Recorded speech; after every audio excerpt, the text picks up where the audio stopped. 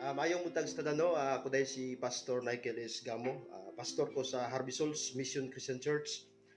Ang pulong sa Dios gatong paghisgutan karong takna sa kabuntagon igsoon about abide in Christ.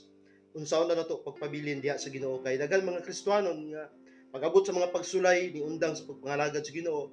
Pero ang pinakadabis igsoon nga atong buhaton karon nga panahon nga moabide ta diha sa Dios sa unsa nga pamagi ingon ang pulong sa Ginoo sa John 15:7 nga kung magpabilin kamo kanako akong pulong magpabilin ka ninyo makapangayo kamo bisag unsa og badawat ninyo kini. Kung natay gipangayo sa Dios igsoon ang pinaka-importante nga magpabilin ta diha sa Dios bisag unsa nga problema nga moabot, mga pagsulay nga moabot kinahanglan nga magpabilin ta diha sa Ginoo kay ang pinaka-importante karon nga panahon igsoon nga ang tao dapat mohimo siyang mulahutay, dapat mo perseveransya sa iyang pag-alagad sa Dios kay ang Dios andam